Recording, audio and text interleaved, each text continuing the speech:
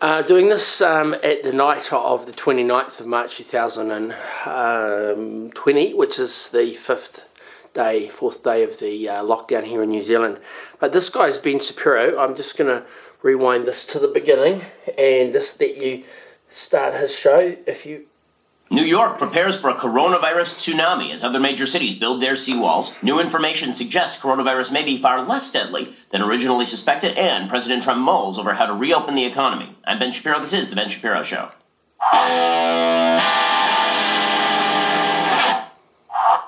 Today's show is sponsored by ExpressVPN. Don't let others track what you do. Keep yourself safe at expressvpn.com/Ben. Go check them out, expressvpn.com/Ben. Alrighty, so...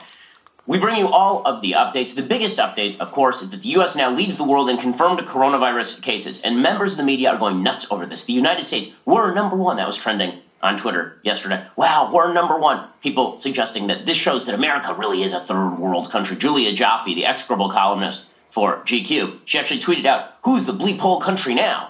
Who's the bleep hole? That, of course, is supposed to be making fun of President Trump, who suggested he didn't want people immigrating from bleep hole countries because they might not actually be the best American citizens, depending on the culture from which they came. Again, that was a very controversial comment at the time and poorly expressed by the president, but let's just put it this way. The United States is not a bleep hole country because we have a lot of tests, okay? If you were going to identify which countries are having the hardest time with coronavirus, the United States, yes, we are having a rough time with coronavirus. It is not even close to the countries that are having the toughest time with coronavirus. How can we tell? Because what doesn't matter is the number of cases diagnosed. What does matter is the number of cases of deaths over the number of cases a country has. Right? That would be a good measure. Truly, because you cannot measure the ability of a country to deal with a crisis by simply the bottom line number as to how many people have experienced the crisis. It's how those people actually recover from the crisis, how many people die. So while it is true that the United States now has the most cases of diagnosed coronavirus, that is largely because China has undoubtedly been lying about... Today, New Zealand had the first death, a woman in Greymouth, and she has passed away with COVID-19. About the coronavirus situation in China. Supposedly, according to China, they're having like 25 new cases of coronavirus a day. Does anyone believe that? Literally the day after they expelled American journalists, they apparently stopped testing in China. That is according to sources inside China. Beyond that, the United States right now, as of now, has about 86,000 confirmed cases of coronavirus in the United States, about 1,300 deaths. Okay, that's not spectacular, but that means a death rate of approximately 1.3%. New Zealand has 100,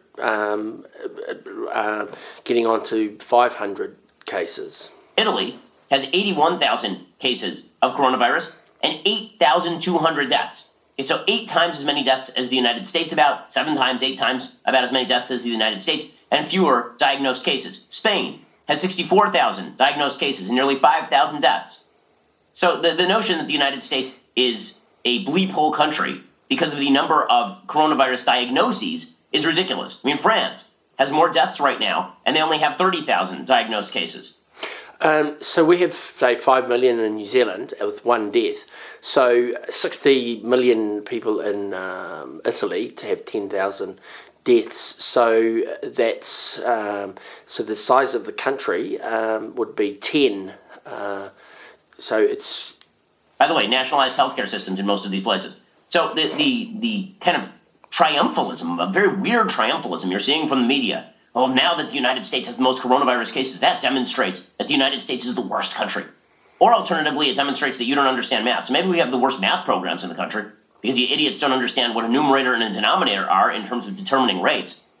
But with that said, no, again, the United States is dealing with this thing so far. And the big question is going to be whether coronavirus overcomes the capacity of the healthcare system. That has been the question for a long time. I've been talking about it on the program for weeks at this point.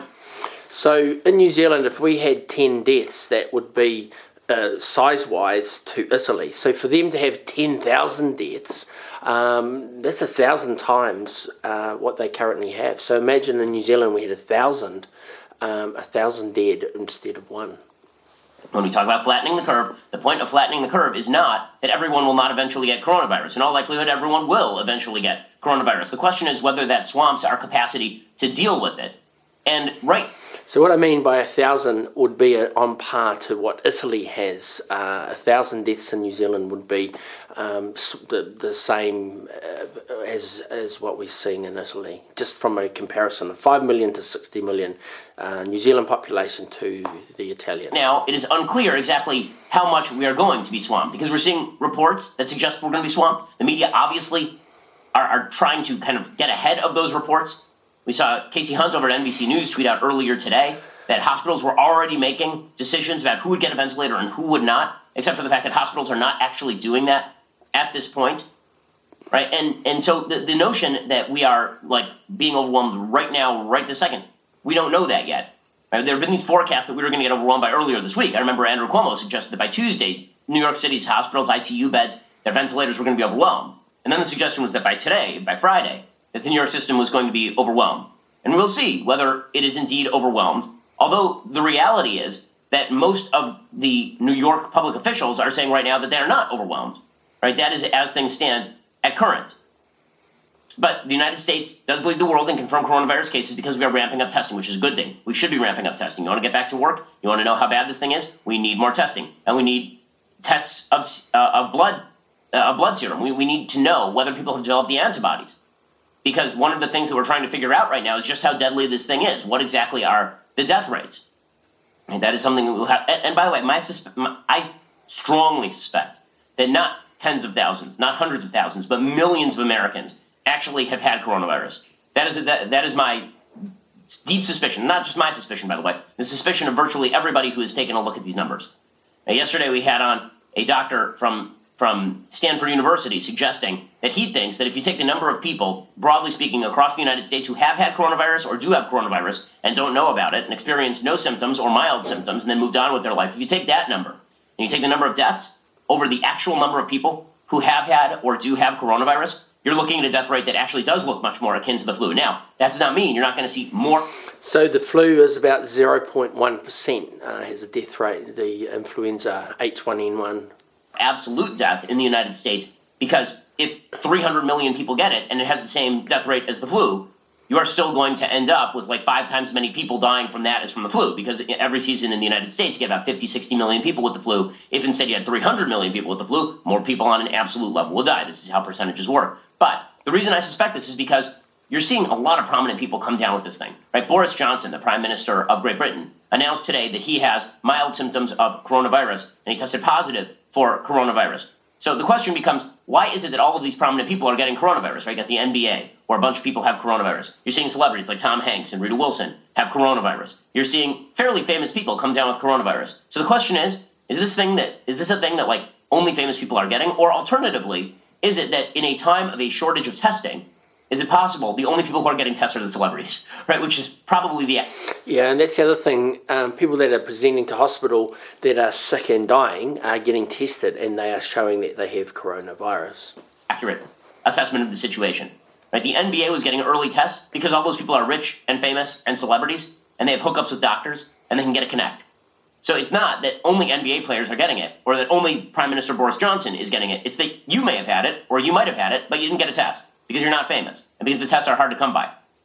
Okay, so according to the New York Times, the United States is the world's third most populous nation. So of course, that's not a shock that we also have the world's highest number of coronavirus cases. And also, it's difficult to compare the United States to, like, Italy, right? Italy has nearly as many cases as we do, and they...